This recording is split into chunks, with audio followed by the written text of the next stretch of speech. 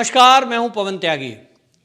दोस्तों, जैसा कि हम जानते हैं कि इस्लामिक दुनिया में यूएई का बहुत बड़ा महत्व है और वो एक ऐसा स्थान है, यूएई एक ऐसा देश है जिसके साथ जो इस्लाम के मानने वाले हैं उन सबकी धार्मिक भावनाएं जुड़ी हुई हैं।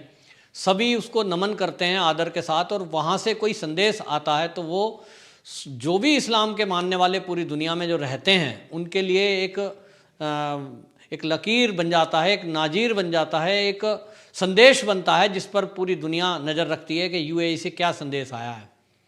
लेकिन जब से सत्ता में मोदी सरकार आई है 2014 के बाद से, हमने देखा कि यूएई से भारत के रिश्तों को लेकर बहुत पॉजिटिव खबरें आती रही हैं।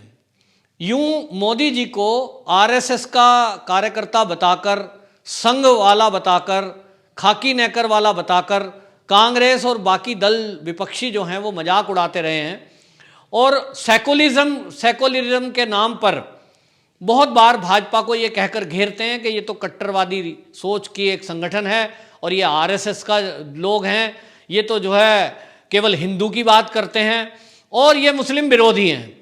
ये कह कर इस पूरे भाजपा और संघ को भारत के जो विपक्षी दल हैं उन्होंने बदनाम करने में कोई कसर नहीं छोड़ी है। लेकिन जब से मोदी सरकार 2014 में सत्ता में बैठी है, तब से हमने देखा कि यूएई का जो संबंध है भारत के साथ बहुत अच्छा रहा है और मोदी जी को उन्होंने अपना सर्वोच्च सम्मान भी दिया। इसके बावजूद अब आप देखिए कि अभी कोरोना टाइम में, जैसा कि एक समय चला है और कोरोना को लेकर ये कहा जा रहा है जो विद्वानों के द्वारा, डॉक्टरों के द्वारा, WHO के द्वारा, कि अभी कोरोना की दूसरी लहर चलने वाली है। तो इसमें बड़ी तेज़ी से, क्योंकि सर्दी का मौसम भी भारत में आने वाला है, तो बड़ी तेज़ी से ये कोरोना फैलेगा। इसको लेकर यूएई ने अस्थायी तौर पर अपने देश में कुछ देशों को लेकर वीज़ा पर अस्थायी प्रतिबंध लगाया है और जिन 12 देशों में उसने प्रतिबंध लगाया उसमें भारत को छूट दी है। जो 12 देश ऐसे थे जिसमें वीज़ा आना जाना लोगों का था यूएई के साथ, लेकिन उसने भारत को छोड़कर 11 ऐसे कंट्री हैं जिसको अस्थायी तौर पर वीज़ा में रोक लगाई है। जी हाँ दोस्तों, ये भारत के लिए बहुत ही एक सुखद और महत्वपूर्ण खबर है और ये उन लोगों के मुंह पर करारा तमाचा है जो मोदी सरकार, बीजेपी और संघ को ये सांप्रदायिक ताकतें बताकर घेरते रहे हैं। कांग्रेस इसमें सबसे ज़्यादा है। कांग्रेस को जब देखिए वो संघ को और भाजपा को ये कहकर के गाली देती रही है कि ये तो सांप्रदायिक पार्टी है और इस सांप्रदायिक पार्टी के नाम पर ही ये वोट लेती आई है। 70 साल इसने जो शासन किया है, पहले जनसंघ फिर भाजपा, इसको बार बार और संघ पर कितनी बार प्रतिबंध लगाने की बात ये कह करके कहा गया है कि ये तो सांप्रदायिक पार्टी है। लेकिन आज जो दुनिया में एक देश ऐसा है जिसको पूरे इस्लाम के मानने वाले लोग आदर से मानते हैं और उसकी तरफ मुंह करके नमन करते हैं डेली, दिन में 5 बार, वहां से संदेश आया है कि उन्होंने जो 12 कंट्री हैं जिनको उन्होंने वीजा दे रखा है उसमें से भारत को छोड़कर बाकी 11 देश ऐसे हैं जिनको अस्थायी तौर पर प्रतिबंधित कर दिया है वीजा देने के लिए। जी हाँ, वो जो 11 देश हैं उसमें आप देखिए पाकिस्तान, तुर्की, ईरान, यमन, सीरिया और सोमालिया, लीबिया,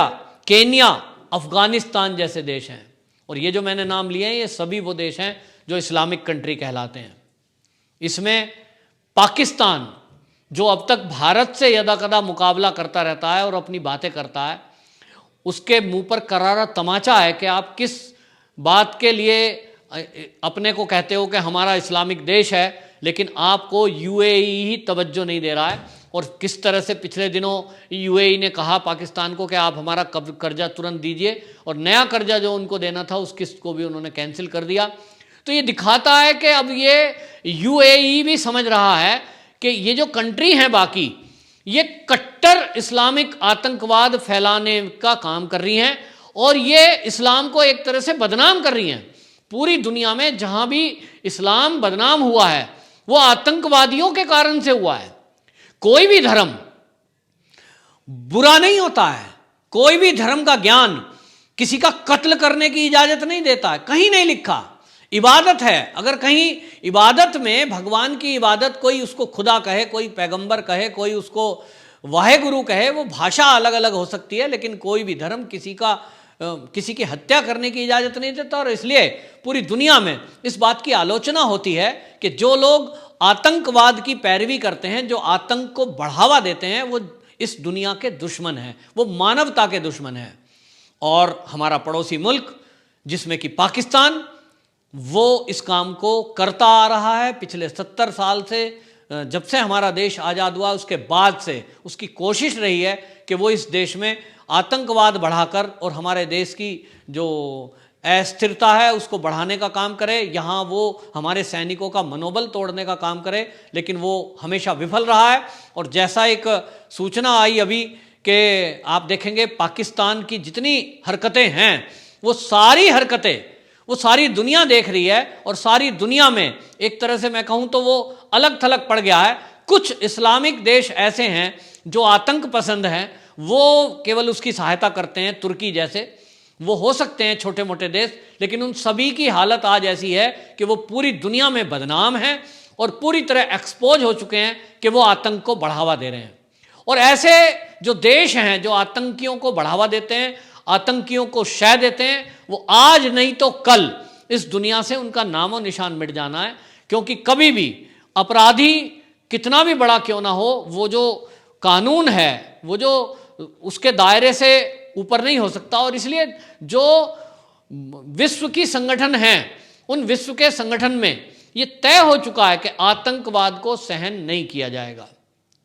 और इसीलिए आप देखिए कि यूएई बार बार इशारा कर रहा है पाकिस्तान को कि आप भारत से पंगा ना लो। अब भारत वो वाला भारत नहीं रहा है कि जो है हमेशा तुष्टीकरण के कारण कभी भी कोई फैसले लेने में पीछे हट जाता था, फैसले नहीं लेता था। देश हित के फैसलों को भी वो ठीक से नहीं ले पाया।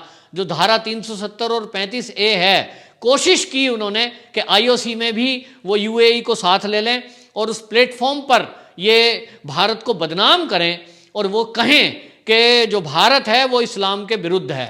यूएई ने उस बार भी उस आईओसी के प्लेटफॉर्म पे भी भारत का साथ दिया। ये मोदी सरकार की बहुत कूटनीतिक जीत है। आज यूएई ने भारत को वीजा जो टेम्परेरी प्रतिबंध जो किया है 12 देशों में, उस 12 में भारत को जो छूट दी है, ये एक तरह से मोदी सरकार की और मैं कहूँगा मोदी जी की कूटनीतिक जीत है। आप देखिए कि एक बाहर का कंट्री है और इस्लामिक कंट्री है, वो भारत पर विश्वास करता है कि भारत के लोग अगर वहाँ जाएंगे तो वो अपना कोविड टेस्ट करा के आएंगे और वो कोविड का टेस्ट वो सच ही होगा।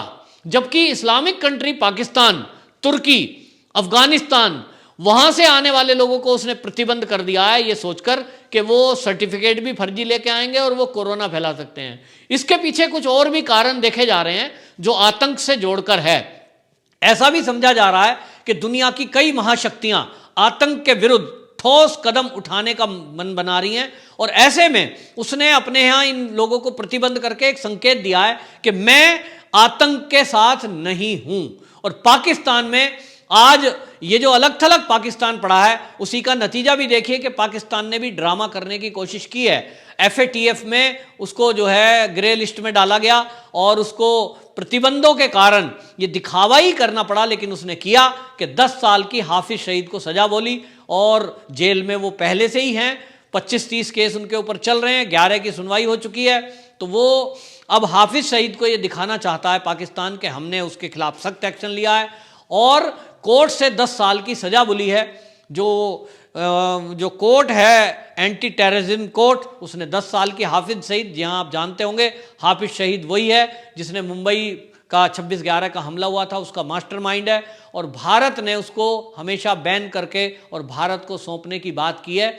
लेकिन वो पहले तो डिनाई करता रहा और कहता रहा कि ये हमारे पास कोई सबूत नहीं है, भारत ने कोई सबूत नहीं दिए। लेकिन जब से मोदी सरकार आई है तब से उसकी बोलती बंद है और अब दुनिया में भारत ने उसको एक तरह से उसका जो पोल खोल दी है और उसको अलग थलग करने में मोदी की ये कूटनीतिक जीत है कि मोदी जी उसको अलग थलग करने में कामयाब रहे, जिसके कारण आतंकवादियों के खिलाफ पाकिस्तान को कड़ी कार्रवाई करने पर मजबूर होना पड़ा। हाफिज सईद कहने को तो वहाँ की सरकार चलाता है, लेकिन अब देखते हैं कि पाकिस्तान जो उसको 10 साल की सज़ा बोलकर जेल में रखने का ड्रामा ही कर रहा है, वो ड्रामे का क्या रूप है, क्या वो हकीकत में अब सुधरने की तरफ है? ऐसा लगता तो नहीं है, क्योंकि पिछले इतिहास को हम देखेंगे कि हाफिज सईद को उसने नाम जेल का दिया, लेकिन वहाँ जेल में घर से भी ज़्यादा उसको सुविधाएं दी। तो अब विश्व के संगठन ये नज़र रखे हुए हैं कि पाकिस्तान फर्जीवाड़ा करता है, नकली ड्रामा करता है कि हकीकत में आतंकवादियों के विरुद्ध सख्त कार्रवाई करता है। अगर पाकिस्तान ने इस बार भी FATF की आंखों में धूल झोंकने की कोशिश की तो भारत उसकी पोल खोलेगा और कोशिश करेगा कि पाकिस्तान को प्रतिबंधित कर दिया जाए। आज पाकिस्तान की हालत यह है कि वो विश्व बैंक की तरफ देख रहा है कि मुझे कर्जा दो, मेरे यहाँ खाने की कमी है, मेरे यहाँ कोरोना में मेरे यहाँ लोग भूखे मर रहे हैं, मेरे पास दवाई नहीं है, मेरे पास कोविड टेस्ट करने के लिए किट नहीं है। तो आज वो कहीं ना कहीं मानवता की दुहाई दे रहा है, लेकिन वो पाकिस्तान हमारे भारत में दिन प्रतिदिन हम देख रहे हैं कि वो आतंकवादियों को भेजता है, जिसकी खेप वो यहां भेजने के लिए ऐसी खबर इंटेलिजेंस से मिली है कि 300 के करीब आतंकवादी भारत में घुसपैठ करने की ताक में है, और वो सोचते हैं कि जम्मू कश्मीर में होने वाले चुनाव और भारत के कई हिस्सों में वो हिंसा फैलाने में कामयाब हो जाएंगे। लेकिन अब ये बदलता हुआ भारत है, जहां अब आतंकी घटना होने के बाद नहीं, आतंकवादी जैसे ही भारत में एंट्री करने को होते हैं वो अभी पाकिस्तान से चलने को ही होते हैं, तो भारत की इंटेलिजेंस कंपनी एजेंसियों को यह पता लग जाता है कि आतंकवादियों की हलचल भारत की तरफ कदम बढ़ा रही है। और इसलिए जितने भी आतंकवादी भारत में आने की कोशिश करते हैं, वो किसी भी रास्ते से आने की कोशिश करें, आते ही यहां ढेर कर दिए जाते हैं। कुछ आतंकवादी जो दिल्ली तक पहुंच भी गए अगर बिना हथियार के, उठा करके वो जेल में डाल दिए जाते हैं। आज ये बदलता हुआ भारत है तो मुंह तोड़ जवाब देता है। ऐसी PTI के हवाले से खबर आई है कि दिवाली के एक दिन पहले 13 नवंबर को हमारी सेना ने एक पिन पॉइंट स्ट्राइक की है। पिन पॉइंट स्ट्राइक एक तरह का सर्जिकल स्ट्राइक जैसा है, जिसमें हवाई हमला किया जाता है, और जो आतंकियों के ठिकाने थे, उनके लॉन्च पैड थे, जहां वो आतंकवादी ठहरे हुए थे कि हम जैसे ही सर्दी बढ़ेगी तो भारत में अंदर आ जाएंगे, और 300 के करीब वो आतंकियों की संख्या बताई जा रही है जो भारत में घुसपैठ की ताक में थे।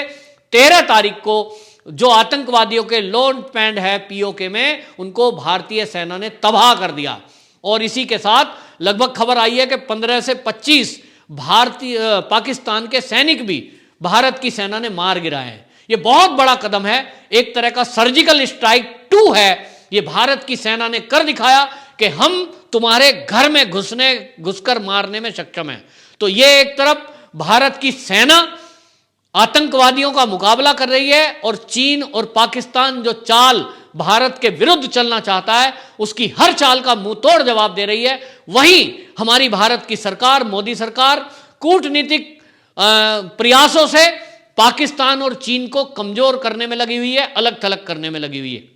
और इसी का नतीजा है कि UAE ने भारत को छूट दी है वीजा नियमों में, और वहीं जो इस्लामिक कंट्री हैं 11, उनको बैन किया है। ये दिखाता है कि अब मोदी जी का जलवा इस्लामिक कंट्रियों में भी परचम लहरा रहा है। वंदे मातरम।